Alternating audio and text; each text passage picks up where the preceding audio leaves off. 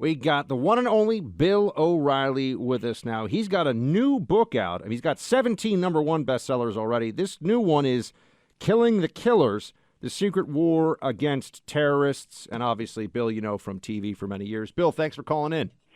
So Clay dodging me, huh? Is that what I'm hearing here?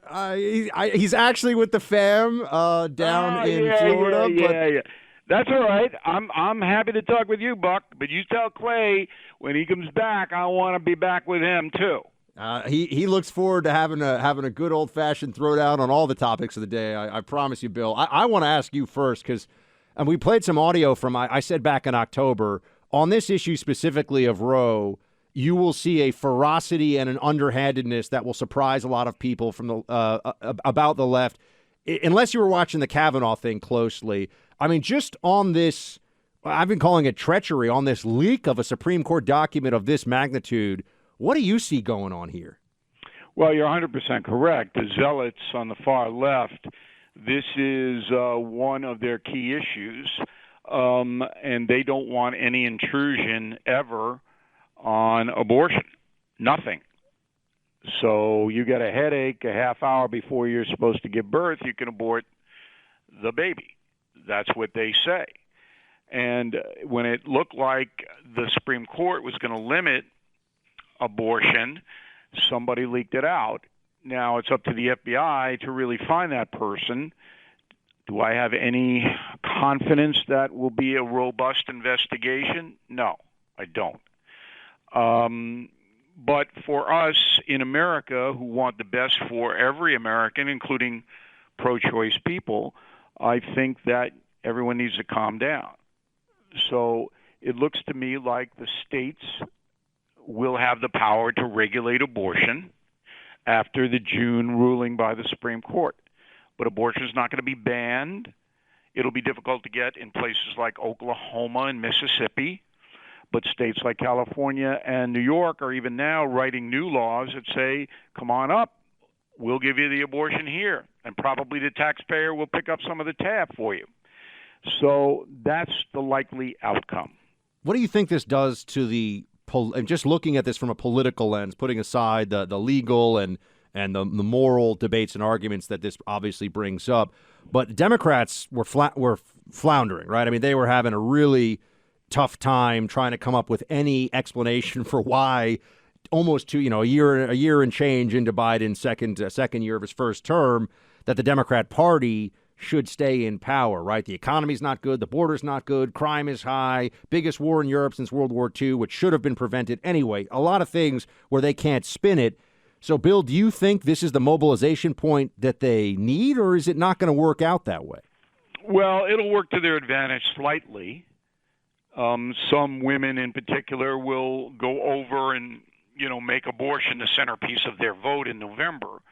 But the economy is so shaky and people are getting hurt every day that that's going to overwhelm the abortion issue, particularly when the ruling comes down and it's not as draconian as the corrupt corporate media is making it seem today. So I think it's a little bit of advantage to the left in November, but I still think they're going to get wiped out big time. We're speaking to Bill O'Reilly, author of Killing the Killers, The Secret War Against Terrorists, which is just out now. And as I said before, he's got so many bestsellers now in the Killing series. This is going to be added to it, I'm sure, already. Bill, I want to ask you about crime because, Eric Adams showed up at the Met Gala. Were you at the Met Gala by any chance, Bill? I just wondered. Are you kidding? You're a tall guy, so we would have seen you in the photos, I'm sure. They don't. Never in a million years would they invite someone like me to their little confab. Yeah, it will. I'm just saying, it would get a lot of buzz on the red carpet, that's for sure. Mm-hmm. But just put that out there for Anna Wintour to hear. But, Eric Adams shows up. He's got this end gun violence tuxedo on. Crime, since he took office. Now, look, I know he inherited a bad situation, but he's the mayor, right? He signs up for this. And he comes in on the primary issue of turning it around. I don't think that I'm seeing a seriousness from him or, quite honestly, any of the Democrats in charge of name a major city, Chicago, Los Angeles, Seattle, Atlanta, go down the list, right? Philadelphia. Do you think that it just has to be a wipeout in the midterms before they turn the ship in the right direction here to get crime numbers down? How does that play out? Well, they're not going to get crime numbers down in New York for the foreseeable future because the DAs in 4 of the 5 boroughs won't prosecute crime. That's Adams can jump up and down and say whatever he wants, and the police can arrest all kinds of people, but if they're not going to be prosecuted and the criminals know they will not be, that's not going to stop crime. That's what you're seeing in San Francisco and Chicago. The anarchy of lawlessness because the criminals know they're not going to be punished.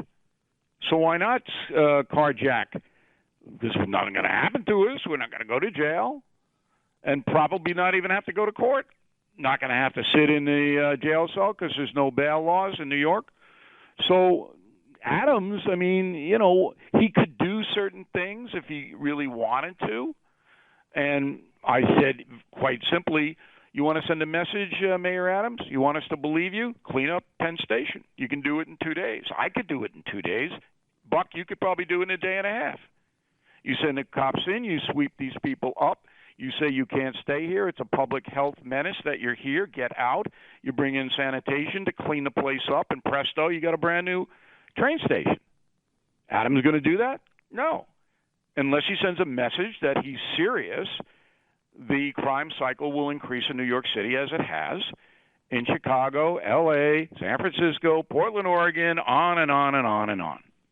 Bill, I did want to ask you about the new book here, and this topic is, it's particularly one that resonates with me because I was somebody who, quite honestly, my dad's a Manhasset guy, Bill, by the way, so we got some Long Island stuff in common. Right. But I grew up a New York City kid. I figured I would go work for some company or something. 9/11 happens, and I go, I'm going to get into this fight somehow. I'm going to figure out some way. I find myself in the CIA Counterterrorism Center, deployed to Iraq, deployed to Afghanistan as a forward deployed analyst. And, this changed my life, right? That I changed so many lives, obviously, but this changed my life, this war on terror. Right. What are you getting, what are you talking about in this book that people need to know about that maybe they either haven't learned before, or is it mostly just an overview of everything? So it's what's the thing you want people to take away from it? All right. You're going to love this book when you read it, Buck. Okay? And Travis is going to love it too.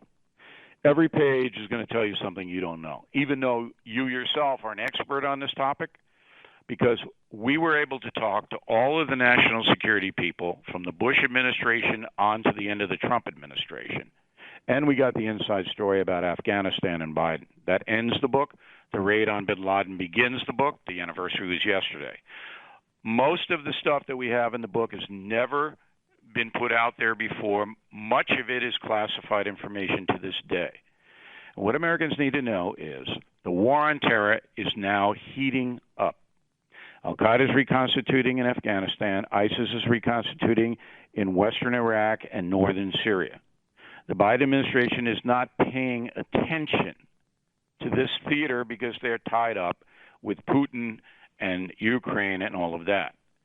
But these boys are hell-bent on getting in here and blowing up as much as they can blow up and killing as many innocent Americans as they can. Now, to counter that, we have unbelievable weaponry, and we describe it. And this is what's constraining Putin in Europe. He knows we have these weapons. Putin himself knows we can vaporize him in 2 hours if we choose to. These weapons are unbelievable. They're deployed now in space.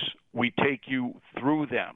These space weapons are actually run out of Nevada. Did you know that? Can neither confirm nor deny, Bill.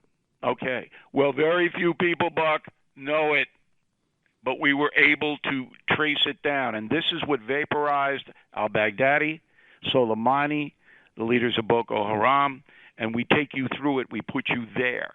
And the final thing that I think Americans will respond to is Kayla Mueller, 26-year-old humanitarian worker from Arizona, kidnapped by ISIS in Syria.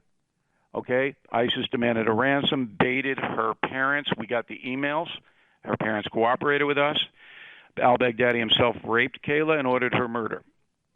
When you read her story, how harrowing it is, and then you see how we got Baghdadi through coerced interrogation, which the left screamed and howled doesn't work. It works, and it's still being done. So this book is one of those things you'll never forget. It is the best reporting I have ever done in my entire career. Killing the Killers, The Secret War Against Terrorists, out now. The author, Bill O'Reilly. Bill, always appreciate you making time for us. Come back soon. We'll make sure Clay's around, by the way. He will not. Yeah, there will be no Clay absence in round 2, I promise. Okay, once you guys read the book, I know you're going to have very interesting questions, so I'll be happy to come back anytime. I will have this read before our next chat. I can assure you that. Thanks so much, Bill, and good luck to you. Thank you, Buck.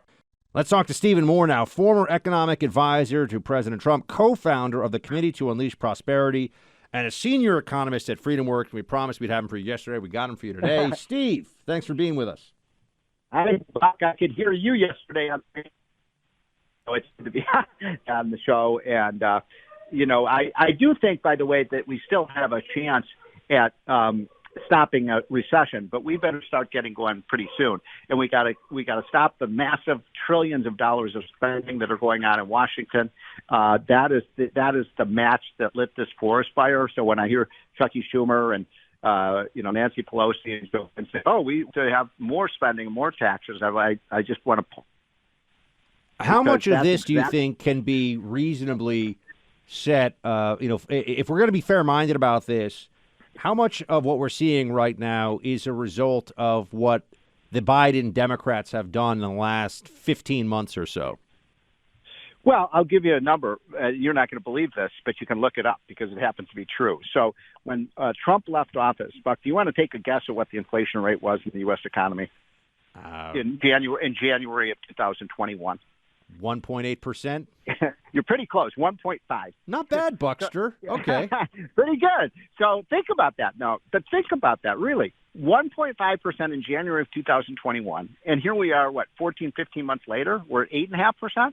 I mean, how do you screw things up that quickly? I mean, I wouldn't have thought it was possible. So, this is a result of the massive, they spent $3 trillion above the normal budget. Remember, they had the Build Back, by the way, can you imagine if they had passed that $5 trillion Build Back Better bill? Thank God for Joe Manchin. My God, we'd have 18% inflation right now if we passed that bill. How much worse do you think inflation is going to get over, let's say, the next 6 months or so? Because even if it stays at the current level, it's clearly a major liability for Democrats in the midterms. But I've heard from people, look, we just had the former Fed vice chair as a soundbite saying that a recession is almost inevitable. Between that and the possibility of inflation going even a little bit higher, it feels like we're heading into rough times here, Steve. As I said earlier, I still think it's not too late to turn around this Titanic before it's the iceberg. But I'm not seeing any moves in Washington that are moving us that way. I mean, when you have Chuck Schumer say, "Oh, we're going to raise taxes on the oil companies," how's that? But explain that one to me, Buck. So we're going to increase the tax on the oil companies, and that's going to reduce the oil prices? Yeah, I actually was wondering what even is the argument that Chuck Schumer thinks he is making? I often have to frame this for Democrats because they say things. I say, well, how is that even supposed to work? I can't explain it. It's inexplicable. And then, you have this talk about, $1.5 trillion of what do they call student loan quote forgiveness. And I have that in air quotes because, when they say forgiveness, that means you and I are going to have to pay that, and the taxpayers will. We're going to add another $1 trillion to the debt. We've got to bring spending down. I want to be very clear on this for your listeners. When you have 8.5% inflation, remember we saw that report that came out last week that showed negative growth for the first quarter of the economy. Mm-hmm. The nominal growth, before inflation, the growth was pretty good. It was a pretty good number. It was like 6%. But you've got to get to 8.5% just to stay even. You know what I mean? When you've got an 8.5% inflation rate. So if you get a 5 or 6% pay raise, which a lot of workers are getting, you're falling behind. Right, you're falling behind the inflation rate. When you're seeing what's happened with the stock market, April was the worst month for the stock market in many, many years, and that was just in nominal terms. When you take into account inflation, because when you make an investment, you want to make sure your investment returns are keeping pace with inflation. That's not happening. So we're in a very precarious position right now, and until we get that inflation rate down, we're not going to see much improvement. Speaking to Stephen Moore, former economic advisor to President Trump and a senior economist at FreedomWorks, what does it mean if interest rates start to normalize more, if interest rates keep going up, and how is that going to affect this picture? Well, By the way, let me just use an analogy, because I think this is really such a critical point. When talking about this 8.5% inflation, imagine when you get up in the morning, Buck. I know you go right to the fitness center and you get on that machine that rolls around. You jog on the machine. Well, let's say you're jogging at 7 miles per hour, which is a pretty good pace, but the machine is rolling at 8.5 miles per hour. You're going to fall flat on your face, right? And that's kind of what's happening with this economy. We've got the rollers going so fast because of inflation that nobody can keep up with it. And now, you are quite correct that the Fed is going to take some corrective action. In fact, they may act as soon as today. I don't know exactly when they're going to make their move, but it will be very soon. And that will be as many as 50 basis points, so they'll raise the interest rates by half a percentage point. It's about time. I've been saying, I think I said this on your show 6 months ago, they should be raising rates. And so they've been way behind the curve.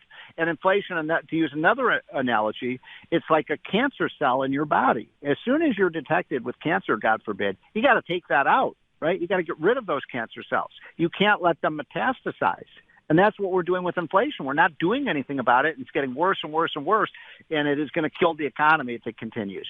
Is there anybody in this administration who you think, and I'm talking about cabinet level officials, I'm talking about Yellen, Janet Yellen, who gets it and might try to steer things more in the right direction? Because if we're relying on Joe Biden, Kamala Harris, and Jen Psaki to make macroeconomic decisions, it's time to head for the bunker.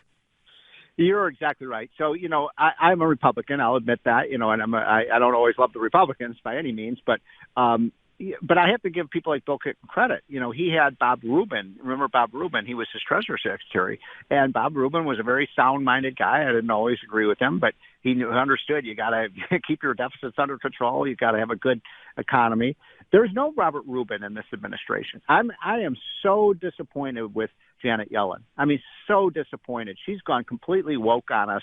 She seems to have forgotten all the good economics she learned when she was head of the American Economic Association and so on. And it's all become political with her. So I hate to say this, Buck, but I can't point to a single person in this administration who understands the basics of running a business, running an economy. They're just not there. I mean, Pete Buttigieg, come on. I mean, think about this. You've got a transportation secretary who knows nothing about transportation. You've got a health secretary who knows nothing about health. You've got a commerce secretary who's never run a business. You've got an energy secretary who is a former governor who knows nothing. I mean, this is remember the Saturday Night Live not ready for primetime players?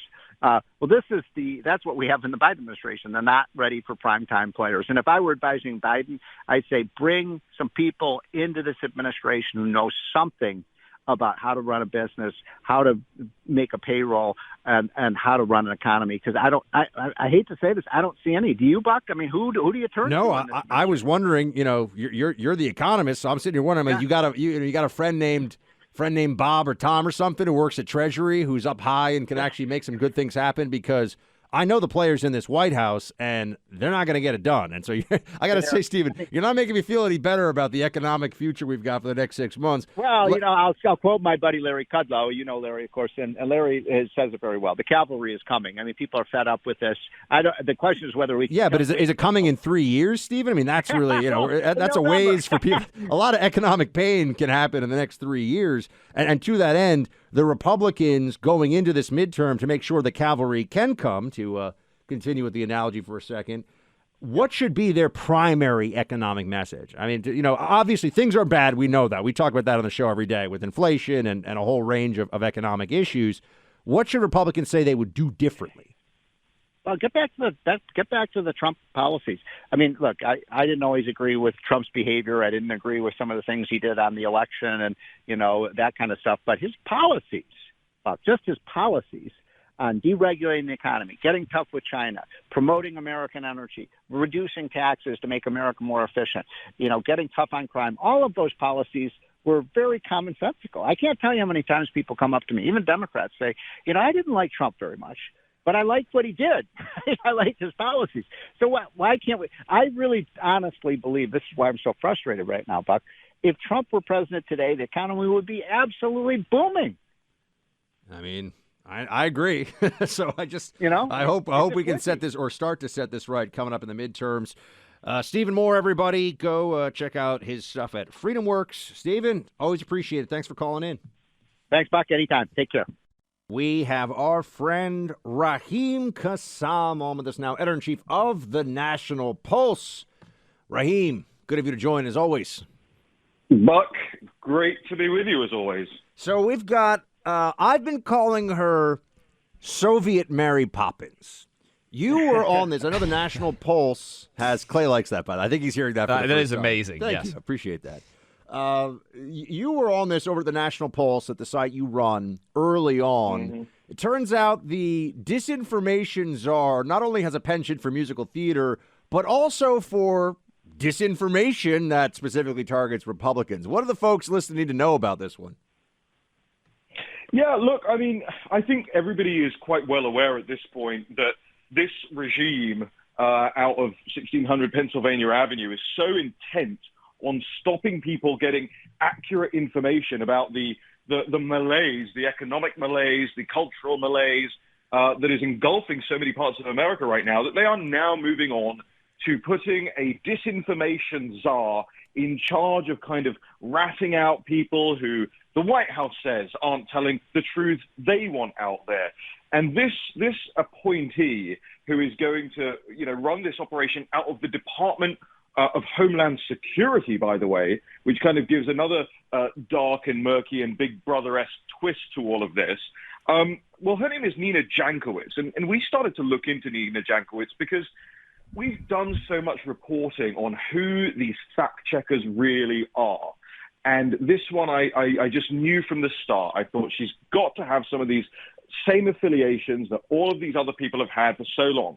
Big tech funded, foreign influence, all of that. And sure enough, once again, we learned very quickly that Nina Jankowicz was actually a Wilson fellow, at the Wilson Center, which is a foreign policy think tank, funded again by these big foundations you hear about all the time, the same, Open Societies and Ford Foundations and Rockefellers. So this is coming from the same swamp as all the same people before. And funnily enough, she was also an advisor to the Ukrainian government.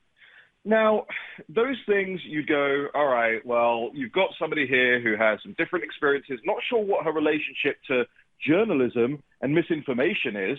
I'm not sure she's ever been a journalist. I'm not sure she knows what it takes to write a story, but she's going to be the one judging people like me, apparently, on disinformation terms. And then you add in this following, it's the cherry on the cake. And that is that she herself was peddling misinformation when Hunter Biden's laptop first came out. And you'll remember, Buck and Clay, that I was one of the first people to have eyes on that device and find out for myself that it was very real. And she, at the time, when it first came out, was extremely, extremely interested in saying, this is not real, this is a Russian influence op, she says. She said 50 former national security officials and 5 former CIA heads believe the laptop is a Russian disinformation operation. And as you know, no such thing was true. It was all real. And by the way, we still continue to find interesting information about the Biden family corruption on that hard drive. This is the person that they're putting in charge of censorship in America. Raheem, appreciate you joining us. For those out there who didn't hear this ridiculous clip of Nina Jankowicz, the Mary Poppins of disinformation, I couldn't believe, Buck, when I saw this, that it was real. This is 100% real. Listen. Information laundering is really quite ferocious. It's when a huckster takes some lies and makes them sound precocious by saying them in Congress or a mainstream outlet. So disinformation's origins are slightly less atrocious. It's how you lie, lie. Yeah, this is crazy, right? So, Raheem, my question for you is, one of the things that I try to focus on is what kind of research, if they came to me and they said, hey, we've got 4 people that we're thinking about making the new disinformation czar, and they said one of them pretended to be Mary Poppins, here's a video of her singing about disinformation, I would say, okay, I've done a little bit of hiring in my life, Raheem, with my business. I would say, okay, we're tossing that one on the scrap heap.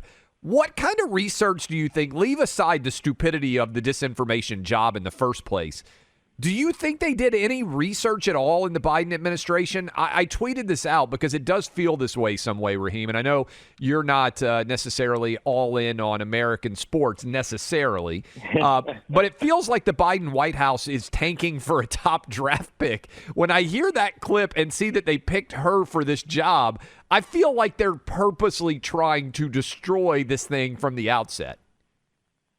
Well, the problem is, I think they know that this is a nut job of the highest order, and they want to set a nut job loose on us, right? Like, they want this person to be the bane of our existences. And frankly, I can't think of a worse person to have to try to, answer to. Imagine this, that we may have to answer to this person one day via DHS or whoever comes knocking at my door with a long gun and says, "You've published misinformation, come with us to the gulag." They want this to work us up into the tizzy. But there are so many things like this. And I'll break a little bit of information. I have a Substack as well, and I'm doing another article today on another one of these things. It's going to be out later this afternoon, that you guys will hear about it first, right now. The Birds Aren't Real movement, that parody movement, that has been kind of Wait, can you tell everybody what that is, Raheem? That is, just because a lot of folks listening will be like, what? Just explain a little bit and then tell us about the Substack. There's a comedy viral troupe almost of thousands of people now around the country, and they go around as if they are real conspiracy theorists holding birds aren't real signs, and they make the allegation that the U.S. government killed all the birds 50 years ago, but it's a parody, right? It's funny, it gets people involved. And the birds are like little robots, isn't that what they say? Right, yeah. Right. The birds are actually drones, they say. Drones, but sorry. They're in on the joke. But now, next month, the Pointer Center and the International Fact-Checking Network is hosting their 9th annual fact-checking conference. And the leading voices in those conference, number one, Anne Applebaum of The Atlantic, somebody who has made excuses for Roman Polanski, I will have people remember. Well, and by the way, sorry to cut you off, Raheem, but for this audience, she also was questioned really well by a University of Chicago kid about the Hunter Biden laptop and said, it was not interesting to me. She got destroyed in that exchange. I remember it well. It was a couple of weeks ago. It was a fantastic exchange, and kudos to those students. Number two is Joan Donovan on this panel. Joan Donovan has ties directly to the Chinese Communist Party through the think tank she works for. And number three is Peter McKindo, the founder of Birds Aren't Real. So I thought, why is this guy who's been doing this conspiracy stuff performance art for so long, why is he speaking at a fact-check conference? And it turns out that he is now changing the Birds Aren't Real movement to become part of the broader fact-checking movement out there, and he's being welcomed into the fold. He's said that his group has now intervened in anti-abortion rallies to try and make them look stupid by holding up Birds Aren't Real signs in the middle of them. So you're seeing this now go to this almost disinformation guerrilla warfare, and I expect you will see a lot more of those people and that movement trying to infiltrate right-wing events, make a mockery of them, and I think this is going to be a pretty big deal. Just Raheem Kassam on Substack. How do folks find it, Raheem? Yeah, you can just go to raheemkassam.substack.com, or just I'll link it on my social media, which is all just Raheem Kassam. Raheem, fantastic stuff as always. We appreciate the time. Yeah, absolutely. Anytime, guys. Thank you.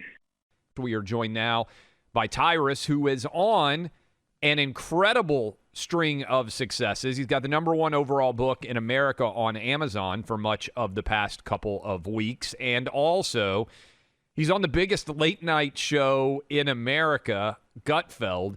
Would you have ever believed, Tyrus, that Gutfeld's show would have the success that it has, such that you guys are regularly beating Kimmel and Colbert and Fallon and all the other late-night hosts?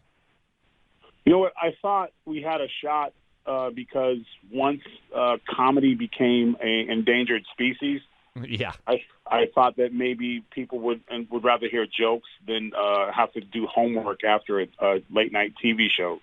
Supposed to go to bed with a smile on your face, not like looking up facts and fake news and stuff. So I thought we had a shot if we were able to play on the same plate. And the ratings, like I said, when we were just doing Saturday nights, got to be so good to where Greg had the foresight. I mean, we talked about going 5 days a week, but when he finally was like, I'm going to roll the dice, because you can be good once a week. You can even be great once a week, but being great 5 nights a week is a tall task. And he pulled the trigger, and it just worked out. And now our following has grown and continues to grow. So, yeah, it's too bad, because you would like to be battling back and forth. I think it's better for everyone when you have shows that are just trying to be the best show and not, be the loudest messenger. So, hey, Tyrus, it's Buck, man. Thanks for joining us. And Clay and I always appreciate when you have us on the very fun set that is. It's actually one of those shows that's fun to do, not only to watch. So we always have a good time on Greg's show with you and Kat. I just want to know if you think that the pendulum is starting to maybe move in the other direction on something. I mean, you're a guy who was in WWE professional wrestling. I've operated in the entertainment world, now obviously entertainment / political commentary. Do you think, though, it's moving back toward a place where we can actually have comedy, where jokes will be more allowable? I mean, essentially, has wokeness jumped the shark? Has wokeness pushed itself off the cliff? Because, you see even some of the jokes are being at the White House Correspondents' Dinner. Everyone is so uptight on the left.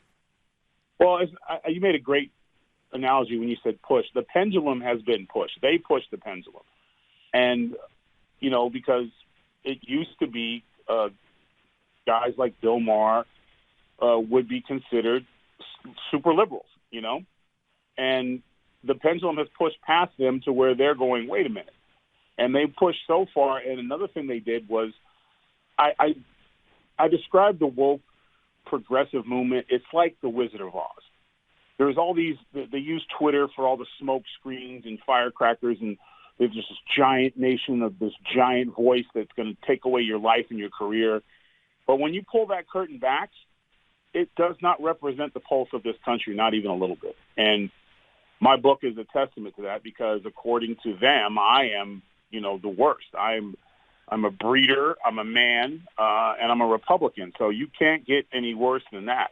And so the fact that the numbers are what they are is that there is way more of us than there are of them. And every time they go to do a march or a protest, it's never the numbers. It's never millions of people. It's the same kind of group of extremists. And America's kind of getting hip to that now. I think we're starting to see, and Elon Musk helped with a lot of that, I think, with purchasing or going after Twitter. Even the very idea and their reaction kind of showed everyone was like, okay, the screen's down now, and we're starting to see it for what it is. And I think more people are going, you know what, I have nothing to be afraid of for being myself. Yes, it's also helpful, Clay, with the woke bullies to be 6'8" and 350 pounds, because Tyrus is a big guy.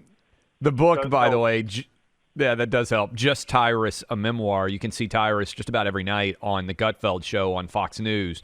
Okay, so we had Dave Chappelle attacked last night in L.A. Certainly the Will Smith slap that was heard around the world that happened to Chris Rock. Chris Rock actually got up after Dave Chappelle and asked if it was Will Smith that had attacked Dave Chappelle too. Is this a trend in your mind, Tyrus, of words being considered violence, and this is a manifestation of that, where suddenly guys are getting attacked on the stage for saying things that theoretically have made people uncomfortable? Or are these unconnected, aberrant results? How would you assess the fact that Dave Chappelle and Chris Rock, probably two of the, 4 or 5 most famous comedians in all of America, have been attacked on stage in the last month or so? Well, it's not. I don't even think it's that deep. What I think it is that whenever somebody of Will Smith's stature does something so egregious, walking up and slapping Chris Rock for making a joke, it rang the dinner bell for the worst of our society, because they see the attention, they see the exposure, and they see there's a group that will justify what they did.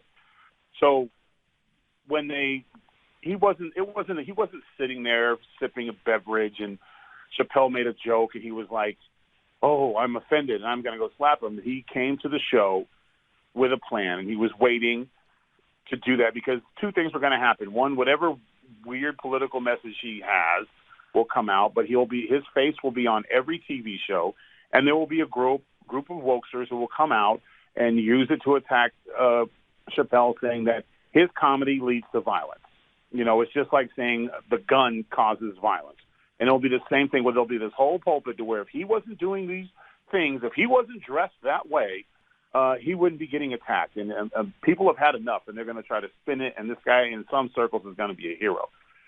The good side of this is that a lot of the extreme progressive and woke, whenever they attack over gender politics and all that stuff, they live in that that exterior first world fantasy problems where, like the biggest problem we're facing today is that no one's calling out white children for having white privilege. That's not the real world. And we saw what happened when you attack somebody who has a security force, has friends, and works out. Chappelle's not little Chappelle anymore. Chappelle's shredded. He's looking like a Julian salad up there. Busta Rhymes is a biscuit away from 300 pounds and is a big brother in himself. And he got some real life consequences. They didn't unfollow him on Facebook. They just removed his arm from his socket. And he got the beating of a lifetime, because that's what happens when you attack people. And a lot of the Antifas and everyone else and those type of individuals who are shooting their message, and I'm going to go up and teach these people who want to make jokes a lesson, they're going to see that and be like, I didn't anticipate that, because it got real. And Will Smith didn't face those consequences because the entire security team for the Academy Awards had been fired. But if he would have faced those consequences, if, let's say, two guys would have tackled him and dragged him out and he embarrassed and humiliated him, there wouldn't have been as much. And again, this is just one incident that we know of.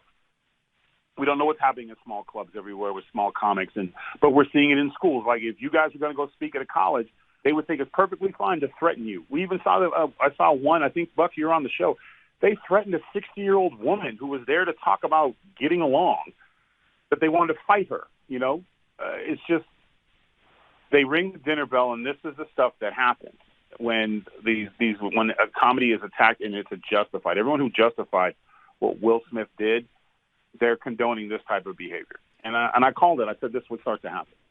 Speaking to Tyrus, he's got a memoir out, Just Tyrus, which is currently #1 on Amazon for books. So congratulations, Tyrus, on that. Obviously, the news last couple of days has been a lot around the issue of abortion and the realities of what's going to happen here soon with the Supreme Court.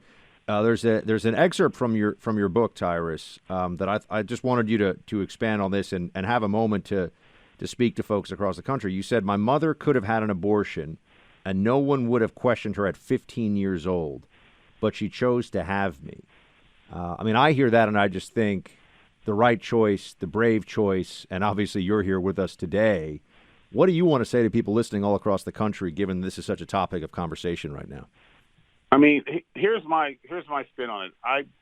I don't, and I always say I don't have a dog in this fight, because telling a woman what to do with her body isn't really any of my business. And I feel it's a decision that it should be left to women to make. But I do think an abortion should be the absolute last choice, because you don't know what could happen. And I understand inconveniences and financial and all that, but I'm trying to be as respectful, because it's one of those things where as a man, it's a tough thing, because we have no say. We can't even financially abort a child.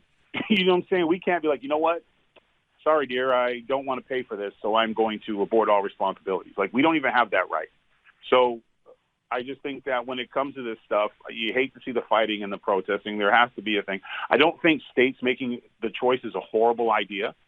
This is America, and if you don't like the decisions of one state, there is a ton more places, I think 50 other choices that you could make to be fine to move somewhere to where your ideology is accepted. But I am, if I had to characterize, I'm pro their choice. Like I said, I feel like it's an argument that I'm not going to have with a woman, what she's going to do with her body. But I am living proof that sometimes taking a chance works out. Tyrus, we appreciate the time. Look forward to watching you on Gutfeld. Keep up the good work. Oh, thank you very much, man. And you know what? I'm working on Cat Buck so she doesn't pick on you so much. Just got to let that Beatles stuff go. I mean, apparently she does have the Beatles on vinyl. She actually showed me photos. I was impressed about this. I didn't know that was a thing that anybody had anymore. I had no idea that, thank God she didn't have a gun made of a knife, because... I mean, I just hope she's not a Bruce Springsteen fan because I tend to upset those folks a lot, too. Why? By the way, the gun made of a knife idea, the dude clearly is mentally insane who stormed the stage with Chappelle there. But what's the point of having a fake gun with a knife? So you have something that's more deadly and then you turn it into something that's, it doesn't seem to make any sense at all, does it? It seems to be something that was invented by somebody whose father had a lot of money. And was a world famous inventor. He was recognized around the world, and his son said, "Hey, Dad, what about a gun that's not a gun, but it's really a knife?" And the love of his son blinded him, and he went ahead and got a patent and put it out there, and it's only sold in Party City. That's got to be what it is. Tyrus, check him out on Gutfeld. You can also check out the book. We've got our friend Kash Patel with us now, former DOD Chief of Staff, Deputy Assistant to President Trump, and a Trump Media Board member. Kash, good of you to join us, man. How are you? I'm great, Bucks. Glad to be with you on your show. Love it. So I know, thank you, sir. So I know you've got something of an exclusive for us. I need you to lay out, because this goes to trying to find the ultimate truth of just what the deep state did in the Russia collusion mess under Trump, the fight over getting to that truth. Tell everybody what you know, what's at stake here, and what's happening. Yeah, thanks so much. And, Buck, as you know, President Trump's platform was transparency. And part of that transparency comes in the form of, providing the American public with information that should never have been classified or kept from them in the first place. And what he did was, on his way out of the White House, he declassified, made available to every American citizen in the world, large volumes of information relating not just to Russiagate, but to national security matters, to the Ukraine impeachment, to his impeachment 1, impeachment 2, all things that deep staters, as you know, Buck, in government go in there and get their hands on and classify because they don't want the truth to get out because it's going to make President Trump look good, because he always supported the truth and the facts. And that's what we have here, is a whole slew of documents and information that President Trump wanted to put out, and the deep staters came in and got their hands on. And here's the biggest part. They violated an order from the President of the United States to withhold this information, and now it's in a bureaucratic gymnastic dogfight between Congress and records people. Yeah, so tell us what happened. So this is when Trump is still in office, he's a sitting president. He is supposed to be the ultimate declassification authority and can even real-time declassify. I remember this when I was in the CIA. If the president says, you know what, I'm going to declassify this, he basically can. I mean, there's some process sometimes that people will go through, but if the president wants to go on TV and say, I'm declassifying this, nobody can override him. So what's the problem? I mean, if a president wants people to have information that falls under the executive branch, how does he get stopped, and who stopped President Trump from releasing this information, and where does it stand right now in the process of getting out there so we can sit here and talk about it? That's exactly right. The president is the ultimate, as we say, declassification authority. He can go on TV, he can write an article, and he can say it's declassified. And while President Trump was still president of the United States, he was going through reams of volumes of information with his teams and said, this is what the American people should see. And he literally said, all of this is declassified. Then what happens is, Buck, from the true deep staters that are in there who always block President Trump's agenda, and especially on national security matters, came in and said, no, we're going to keep this. We're going to slow roll this. We're not going to release it. And ultimately, President Trump left office. They basically ran out the clock on him and then submitted the records to the holding agency, and they said, these records still have classification markings on them. You and I, Buck, both know that's meaningless if the commander-in-chief declassified them. But the White House counsel's office, I believe, is largely to blame here under President Trump because they didn't take the commander-in-chief's guidance and orders on declassification. And the American public suffers. What is there to hide from the American public if it involves the truth? I mean, and that's the essence of what we're doing here. And nobody's ever talked about this in the media, so I'm grateful for the opportunity to get this out there. But the bigger story is, we got to put pressure on the government bureaucrats to release this information so the American public can read for themselves instead of having it fed to them falsely and in piecemeal and leaked like we're so used to, whether it's Russiagate or Ukrainegate or, January 6th or what have you. And the American people have that right. We're hoping to get this information out soon. Well, our audience, Kash, thanks for coming on and sharing that. Millions of people are hearing it right now. I'll look forward to seeing it in a small little, subheading in the New York Times on the 18th page after they put this on the front page, when the details come out. Like I'm sure you saw, too, the story about, hey, there's 7 hours missing of call logs on the day of January 6th. And it was like, oh, my God, this is Watergate on steroids. And it's the front page and everything else. And they're like, oh, actually, that's not true. And a huge percentage of the American public doesn't ever see the correction. How frustrating was that working in the Trump White House? Because I've always said this, and I'm curious what you think of this analogy. If the media were just incompetent, every now and then they would have a Trump story that was incredibly favorable to Trump that wasn't true, right? You'd pick up the New York Times, and it would be like, hey, Trump saved 3 puppies from drowning in the Potomac River. And then it comes out, oh, it didn't actually happen. But, they were just incompetent, and the story got on the front page. Every single story that was proven to be false about Donald Trump was negative, right? So it's not even incompetence. It's such an incredible bias. What was that experience like serving in that administration and seeing that happen time after time?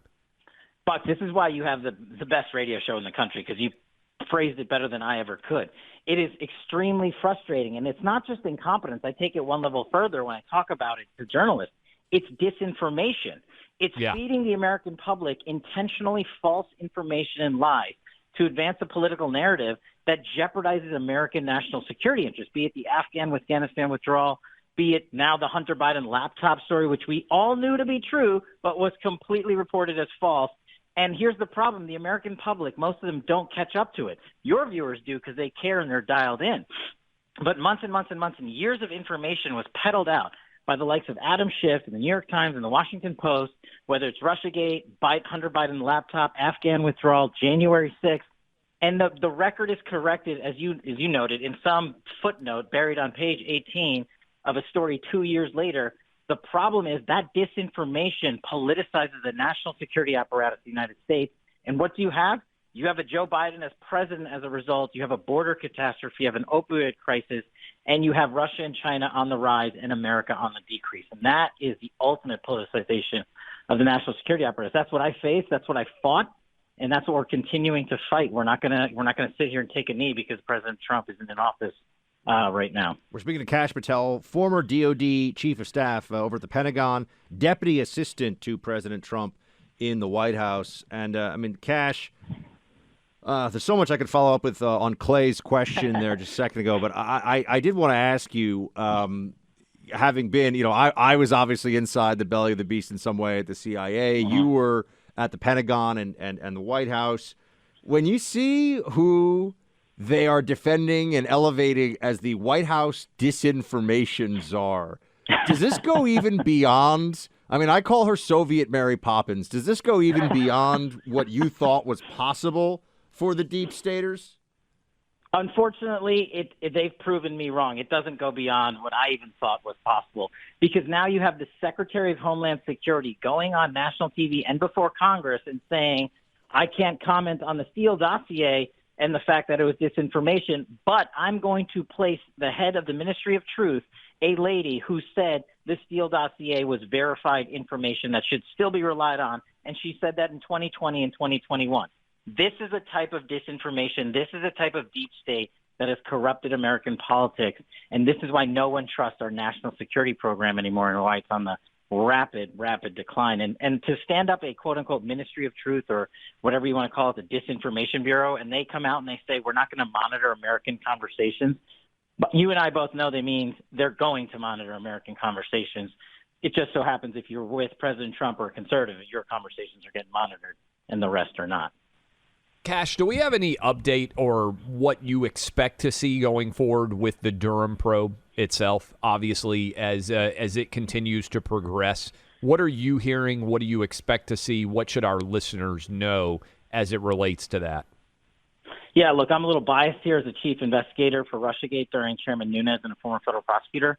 I've been following Durham with great detail, and I put out Durham Watch on Truth Social under @Kash every day. And what we've seen with the latest round of Durham prosecutions and filings is that the Clinton criminal cartel has come in and admitted to breaking federal campaign finance law by utilizing campaign dollars to hire Fusion GPS and Christopher Steele to pump disinformation into the FBI and fraudulently surveil a presidential candidate of the United States. But that's not all. We learned that their lawyers were pumping tens of millions of dollars into the media as well to send this disinformation out far and wide so that they could take down President Trump, at that time candidate Trump, and later President Trump. So what John Durham has smartly done in federal pleadings almost every day for the last 2 weeks is outline the joint venture conspiracy between the likes of Fusion GPS, Sussman, Elias, Christopher Steele, and the folks at the Clinton campaign, Podesta, Mook, Jake Sullivan, the current national security advisor, and said, you guys are all targets of my investigation, and we're going to take your own documents and your own emails and use them against you. And he just won a big pleading in court yesterday that said the judge is going to allow him to use classified and declassified information that was being withheld from the United States government in the prosecution's case, and that's going to mean being public during the trial. And Clinton world, I can tell you for sure, is absolutely scared and running, and they are hoping Michael Sussman takes a plea, but I'm hoping he doesn't because there's more than just one co-conspirator to this criminal conspiracy. You can follow Kash's work at fightwithkash.com or on Truth Social at KASH. It's not cash like the money, it's KASH. Kash, my friend, good to have you on, man. Thanks for hanging with me and Clay. Thanks so much. Have a great weekend, guys. Take care. We are joined by Dana Perino. You all know her, former White House press secretary, host of The Five and America's Newsroom on the Fox News Channel, and New York Times bestselling author. Her latest book is Everything Will Be Okay. And Dana, I guess I could just start with that one because, I don't know, right now with the Biden administration, it feels like a lot of things might not be okay. Exactly. That's why the title hooks you in, because everybody wants to know, is she serious? But I am serious. Yes, I know that it sometimes feels, every day I wake up and I think, surely they're going to get their act together. And no, they don't. Dana, first of all, it's great to have you on the show for the first time. You came down to Nashville. Your book is fantastic. We had a good time. My wife and I did hanging out with you and your husband some, so you need to come back to town soon. What has the experience been for you like? Because you have such great relationships with people in the music industry as a part of your job. What impresses you? You get to talk to a lot of people on Fox News every day, but that seems to also translate into the entertainment industry, particularly with country music. What do you think the overlap is between country music and Fox News, and why are those two groups so comfortable? It's a great question. Interestingly, I started in radio. I was a country music DJ. I had no idea. Yeah. Yeah, I worked overnights for minimum wage because back then, if you wanted to get into television, you had to start in radio. So I thought, well, I want to do my radio experience now during college. So KCCY FM was gracious enough to let me give it a try. And so I grew up with 90s country, and I love 1990s country so much. Then I was at the White House for almost 8 years. I only listened to radio, talk radio, everything from Rush Limbaugh, of course, to NPR, because I still believe that radio is king when it comes to public communications. I think it's just absolutely critical. Of course, cable news fits into that as well, but I think talk radio. I know you do, but it really is true. If you really want to make sure that people are hearing you, and you two have found that you have a deep connection with your audience. So I think that with country music being so committed to the lyrics and the story, that is one thing. The other thing is that you have a lot of people who start off in very humble beginnings. A lot of people go through a ton of disappointment in Nashville in particular, right? It's just you try and you try. I'm sure you've met people who have written songs for 17 years before they actually get a hit. But there is magic in the climb and in the stories of resilience. And I also really admire how closely knit the country music industry is. I know there are exceptions to the rule, but for the most part, there's a lot of support, and I feel the same way at Fox News. I really love the team that we have, and so I hope that that transmits to our viewers and to their listeners, I hope. What do you think about the way the media landscape may change here, Dana? With I think just today it was reported that Elon Musk is going to be the interim CEO of Twitter, so that is moving along. It feels like in a variety of ways. I mean, that's obviously on the social media front, but just with the rise of all these different digital platforms, Fox Nation obviously among them, that things are changing, and people have also realized that left-wing dominance of some of these platforms, not only is it, I think, bad from a content perspective, it could be bad for the country. So are you hopeful that we're going to head into a better place in the near future in terms of having more parity on the airwaves? I am hopeful. I'm also cautious. I do remember when I was White House press secretary until the last day in January 2009, when President Obama was inaugurated. And on that day, I didn't even have a Twitter account or a Facebook account. And that's how quickly, from 2009 to now, these platforms have just grown so exponentially. I do think it's pretty interesting just how few Americans are actually on Twitter. But a lot of the media is on Twitter, and they're reinforcing each other's viewpoints. And that is where I think it got us into real trouble. When I think the best example is the suppression of the Hunter Biden laptop story. You just look back now and think, how could that possibly have happened? And now that story is aggressively in the mainstream, and the New York Times is having to quote the New York Post.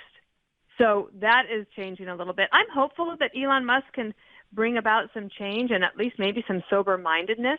And then we'll see, how it goes. I'm also, one of the things I talk about in my book is that social media can often be a drain on your energy, and it's not going to help you in your career necessarily.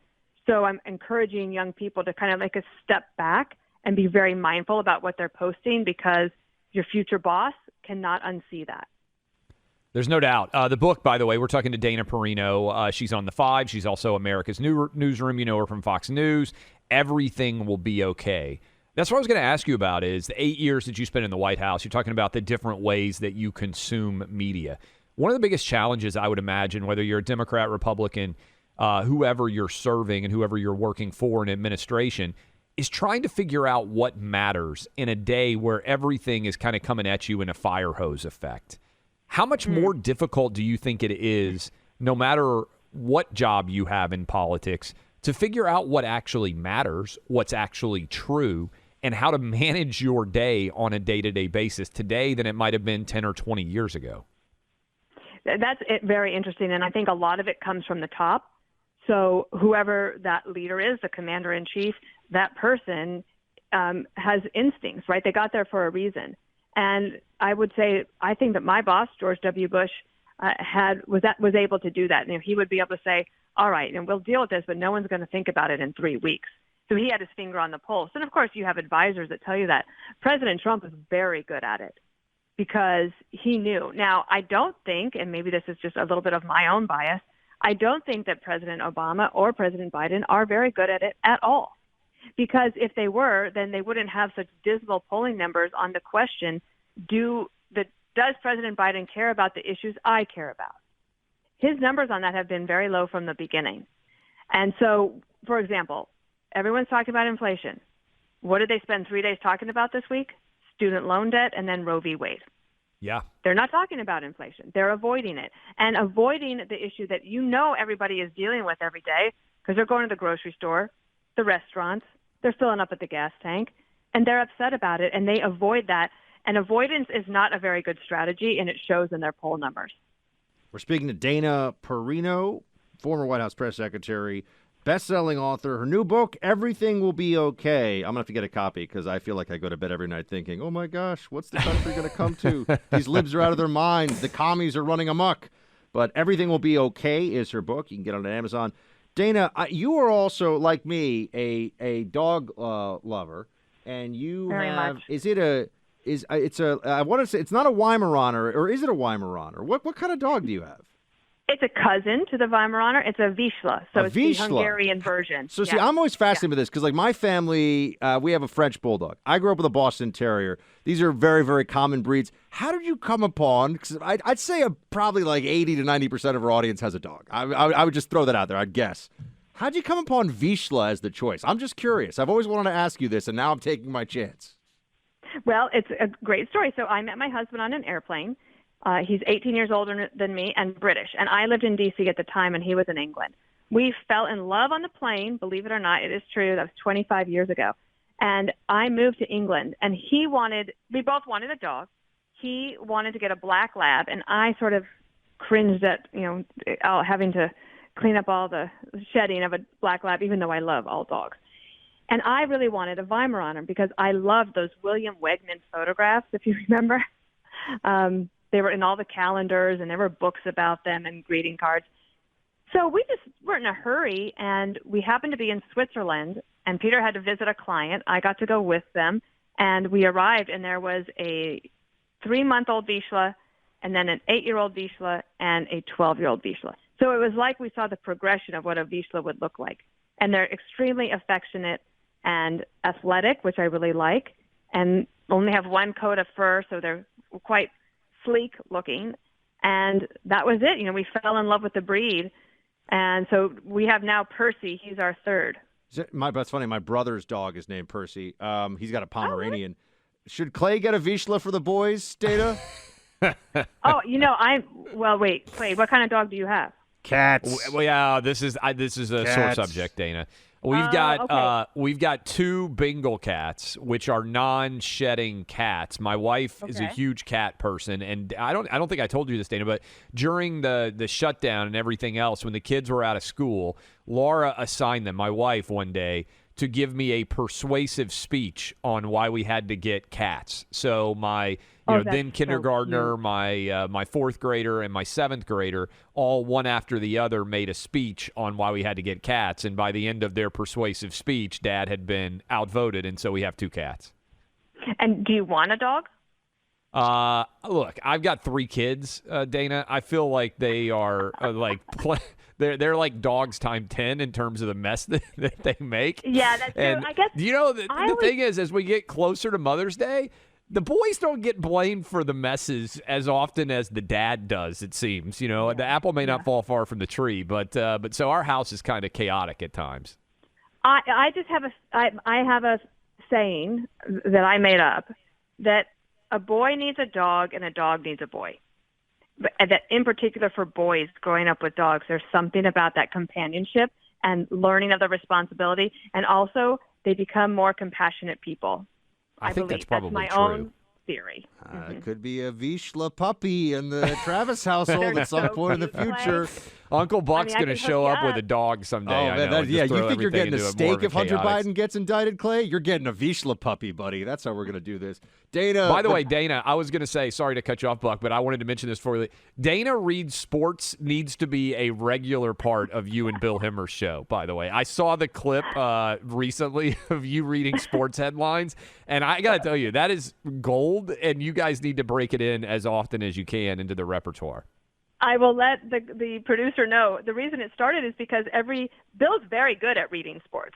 But after about 6 months of us working together, at one point I said, guys, I would love a shot at reading sports. And it became this hilarious thing.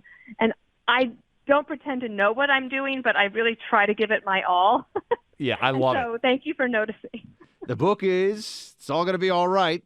Everything will be all right. Dana Perino is the author. Go check it out. Dana, thanks so much for hanging out with us. Great to have you on. Congratulations to the two of you as well. Thank you so much. Thank you.